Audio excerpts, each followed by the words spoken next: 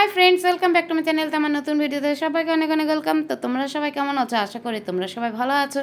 তো এখানে দেখতে পাচ্ছ কিছু তুলি আর কয়েকটা রং রয়েছে। আর এই রং আর তুলি কেন দেখাচ্ছি, এটা দেখার জন্য আমার পুরো ভিডিওর সাথে থাকতে হবে। তার সাথে দেখো আমিও রেডি হয়ে গেছি, আর রেডি হওয়ার পরেই আজকে ব্লগটা স্টার্ট করে দিয়েছি। আর দেখো রেডি তো হয়ে গেছে, এবার রং তুলিও আমি সঙ্গে নিয়ে নিয়েছি।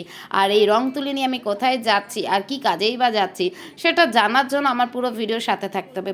তো প্রথমেই দেখো রেডি হয়ে আমি বাইরে বেরিয়ে পড়েছি, আর এখন আমি কাঁচরাপাড়া স্টেশনে যাব। আর কাঁচরাপাড়া স্টেশনে কিভাবে যাই সেটা তোমরা মোটামুটি আমার ভিডিও যারা দেখো তারা আশা করি জানবে, যে টোটো বা অটোর মাধ্যমে আমাকে কাঁচরাপাড়া স্টেশনে যেতে হবে। তো আমি দেখো ফাইনালি আমি কাঁচরাপাড়া স্টেশনে চলে এসেছি। এবার কাঁচরাপাড়া স্টেশনে এসে আমাকে ট্রেনের ওয়েট করতে হবে, আর আমি কখনোই ট্রেনের টাইম দেখে আসি না। তো ফাইনালি দেখো এসে তো গেছি, আর অনেকটাই রোদ, ছাতাও নিয়ে আসতে হয়েছে।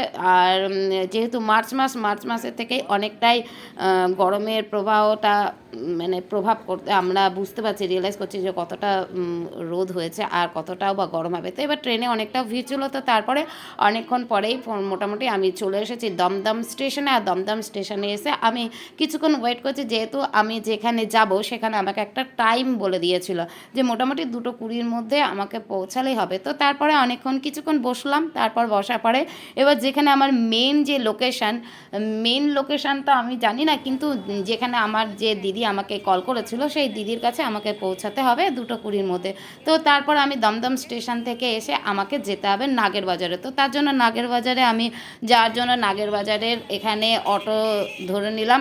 অটো ধরে নেওয়ার পরে তারপরে আমি নাগের বাজারে চলে যাব। তো তারপরে দেখতেই পাচ্ছ যে আমি নাগের বাজারে অটো থেকে আমি নেমে পড়েছি। তারপরে এখানে আমি ওই দিদির ওয়েট করব। তো এখানে আমার তেমন বেশি কিছু জানা নাই, আর এখানে আমি কয়েকবার এসেছি। আর এই দিদির যে দিদিকে দেখতে পাচ্ছ, এই দিদির পার্লারে আমি এসেছিলাম, আর এই দিদির সাথেই আমাকে আজকে কলকার কাজ করতে যেতে হবে। তা আমিও একদমই এই দিকটাতে কোনো দিনই আসিনি, আর এই দিকটা আমার ফার্স্ট আসা, আর অনেকটাই দূরে আমাকে আসতে হচ্ছে। আর আমিও জানি না যে কোথায় নিয়ে যাচ্ছে, আর অনেকটাই দূরে ছিল। তো মোটামুটি প্রথমে আমরা নাগের বাজারে এসেছিলাম, তারপর এই দিদির সাথে 1 নম্বর এয়ারপোর্টের দিকে এসেছি অটোয় করে। তারপর অটোর থেকে আবার আমাদেরকে নারায়ণপুর নামে এক জায়গা আছে, তো সেইখানে যেতে হবে। তো দেখতে পাচ্ছ একটু চারিদিকে রাস্তাঘাটগুলো দেখাচ্ছিলাম আমিও। আর এই যে পাঁচিলগুলো দেখতে পাচ্ছ, এইটা একদম এয়ারপোর্টের পেছনের দিকে, আর এটা আমি অটোর মাধ্যমে আমি এগুলো ক্যাচ করে নিয়েছিলাম। তো তারপরে অনেকক্ষণ অটোতে আসার পরে তারপরে আমরা নেমেছি নারায়ণপুরে। এবার নারায়ণপুরে নামার পরে তারপরে আমরা সবাই মিলে যেখানে আমাদের মেন যে লোকেশান ছিল সেই লোকেশানে আমরা দেখো সামনের দিকে অনেকটা পৌঁছে গেছি। তো এই দেখো আমরা 3 জন মিলেই এই লোকেশনে কাছে এসেছিলাম। আর এটাই হচ্ছে সেই বিয়েবাড়ি, আর বিয়েবাড়িতে আমার একটা রিসেপশানের কলকা করার কাজ ছিল। তো বাড়িটা একটু চারিদিকটা দেখাচ্ছিলাম। তো কিছুক্ষণ ওয়েট করলাম, যেহেতু সেই সময় বউটা খাচ্ছিল। তো তারপরে অনেকক্ষণ সাজানো হচ্ছিল। তো তারপরে আমাকে হঠাৎ বলা হলো যেহেতু কলকার কাজ ওরা করাবে না, যেহেতু রিসেপশনে ওরা লেহেঙ্গা পরবে, তো কলকা একদমই করবে না।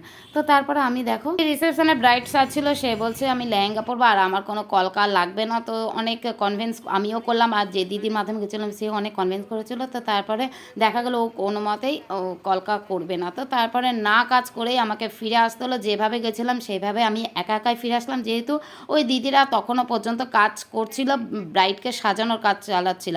আর আমি ওদেরকে ক্যাচ করতে পারিনি, যেহেতু ওই দিদি বলে দিয়েছিল যে তুমি যখন কলকা করবে তখনই তোমার ভিডিও করবে। তো তার জন্য আমি আর সেভাবে ব্রাইডকেও দেখাতে পারিনি। তো তারপরে দেখো আমি এখানে এয়ারপোর্টে চলে এসেছি, 1 নম্বর এয়ারপোর্ট, আর একটু রাস্তাঘাটটা দেখাচ্ছিলাম। তো তারপরে এখানে দেখার পরে তারপরে আমি বাসে চেপে পড়েছি, আর বাসে করে আমি এখন দমদম স্টেশনে যাব। তো তারপরে দেখো দমদম স্টেশনের দিকে চলে এসেছি, আর একাই আমি আসলাম, যেহেতু ওরা তো কেউ আর আমার সাথে আর আসেনি।